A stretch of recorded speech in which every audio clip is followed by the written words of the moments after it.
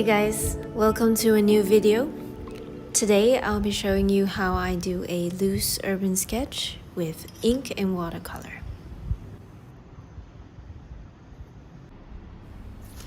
Urban sketching is one of my favorite things to do to capture the mood and feel of a place. So sometimes I use my sketchbook, but today I felt like using a bigger piece of paper so that I can paint more loosely and with more freedom. So Arches, this one, is one of the best watercolor papers out there, but it's pretty expensive. So I decided to use a cheaper option, which is this 25% cotton paper by Winsor & Newton. It's pretty good quality. And it's archival, which means it's museum quality. It will last forever, and it's acid free, so it won't yellow over time. I also like that this paper is FSC certified and made using hydroelectric power, so it reduces greenhouse gas emissions, which is really great. So, and this paper also has a medium to rough texture, which I find great for pieces that have looser brush strokes and are not so tight. Usually when I paint with watercolor, I prepare a container of clean water and a piece of cloth. I don't use tissue paper because I used to go through a lot of them, and I started to use cloth and washing it after use, and it lasts me for a very long time, so I don't have to use tissue paper. I'll also be using my very messy watercolor palette, which has mostly Holbein and Van Gogh watercolors that I squeezed out from individual paint tubes into these little half pans. I like to draw inspiration from Pinterest, but today I won't follow every single detail. These are just reference pictures that will inspire the piece.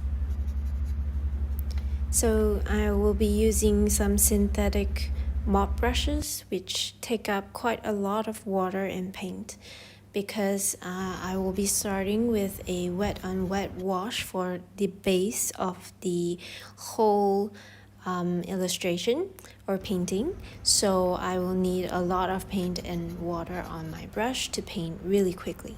So now I'm just mixing 3 of the main colors that I'll be using for this piece. And I'm also testing them out on a piece of paper in my sketchbook to see if they work well together.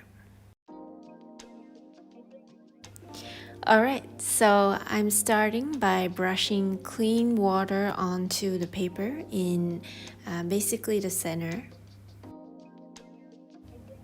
Next, I paint the greens first.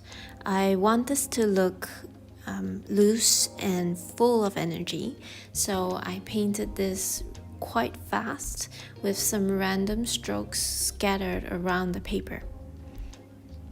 It's important to remember that you need to paint really fast before the water dries on the paper, because the purpose of doing this is to have a soft color and soft edges, so you want to paint really fast. Next, I added the blue for the roof. This is just a base layer, so it doesn't have to be accurate and you don't have to fuss over it too much, but you do need to have a little bit of structure and shape of the object.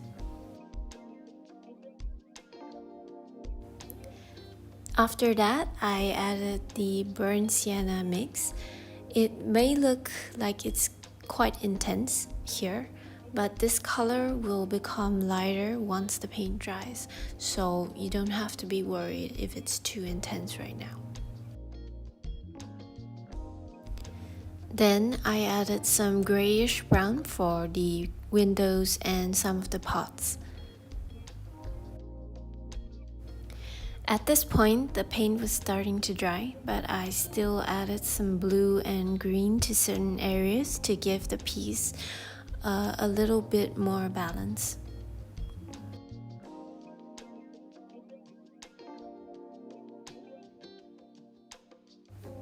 Okay, so while we're waiting for that to dry, let's take a look at my pen. The pen I'll be using is the Lamy Safari fountain pen.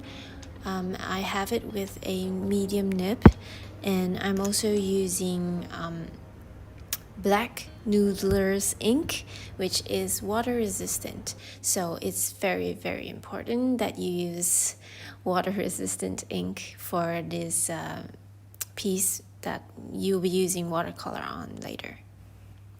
You don't want to finish your inking and then realize that while you're painting watercolor that you used a non-water resistant pen, non-waterproof.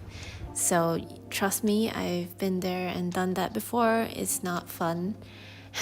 So yeah, remember to use waterproof ink. So usually when I draw or ink freehand, I draw the part that I find the easiest first. So number one, I'm basically for this piece drawing this without any outline with pencil and without a ruler. So I need to kind of block out the basic shapes of the roof and the stall first before I go in and draw any details. And number two, if I start with a part that I find really difficult, it might ruin the piece even before I get to the other parts. I might not like it and I might have to start all over again, which is very time consuming and I don't like that. So I always start with drawing the easiest part that I find, the most straightforward part, and then I go in and add details and add these parts that are more difficult to me. So you may notice that these lines are not particularly straight, but actually that's what I want. I want this to have a more spontaneous and energetic feel to it. I mean, I could use a ruler and be accurate, but that will create a whole different kind of style. So once the basic shape of the cafe is done, I moved on to the plants. And again, I chose to be spontaneous with my strokes. In fact, they look quite random and very quick, but actually you do need to maintain the basic shape of the plant. Like, it's not a square or round shape. It's actually like a tree shape or a bush shape. So after that, the easy part for me is adding the details.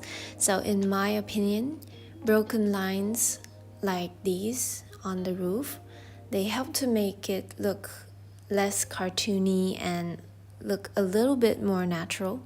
Plus, with this pen, you naturally get broken lines when you draw fast, and it looks very spontaneous and natural. So I think it looks better than straight, solid lines everywhere.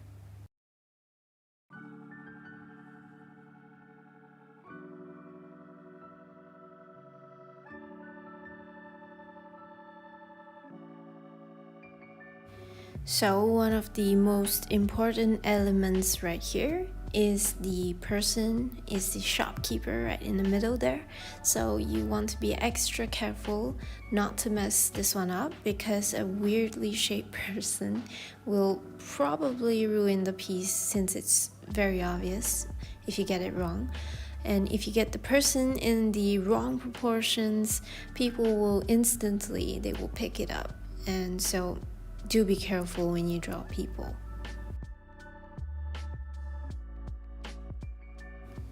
So it's looking pretty good now. So I'm going to start with the stripes on the roof with the blue color that I mixed before. And again, I'm not filling in the blanks and making it too clean. I'm leaving little spots here and there, which will look kind of like highlights.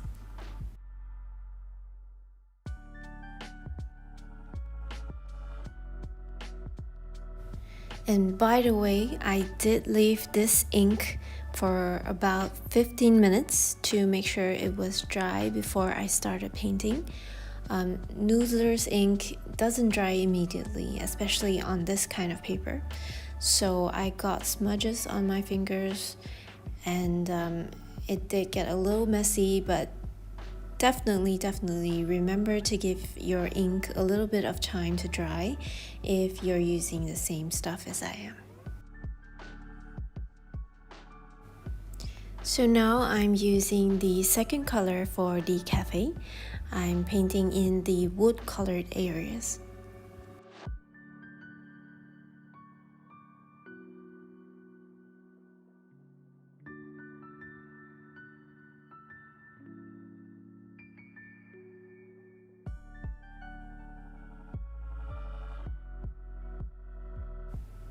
Next, I'm painting the inside of the cafe, which is in shadow. So I mixed in some ultramarine with burnt umber, and I created this area which is darker than the rest, so that it makes the rest of the painting look bright and sunny. So on to the third color, which is the greens. So I already have a light base color, so that will serve as my highlights. And I'm only adding in a medium dark green with lots of water and pigment.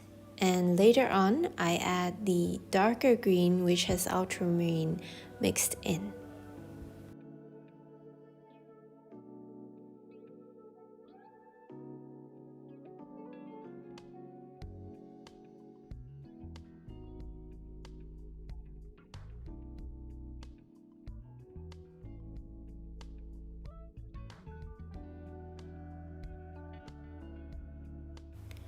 I like to add some random leaves flying around when it comes to these kinds of pieces, so it adds some movement and interest to the piece, like it's a windy but really sunny day.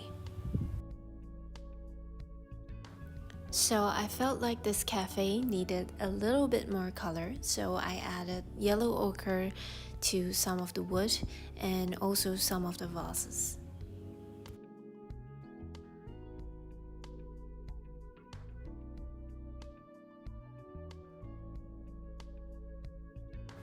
So at this point, I just kept adding more grayish blue shadows in the areas that would be in shadow. So now I'm adding the final darkest color of the piece, which is almost close to black color. And I'm adding it to the shopkeeper's hair and other areas that I think could do with more deeper shadows.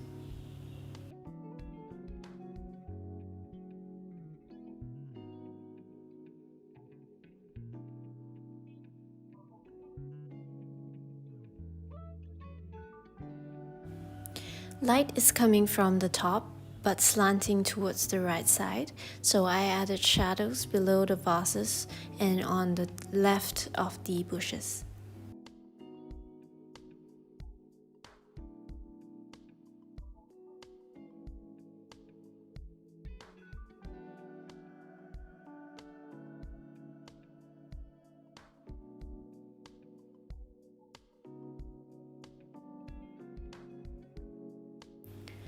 I felt like there wasn't enough color in the center of the piece, so I added some yellow ochre and burnt sienna as well, and as well as some red for the flowers.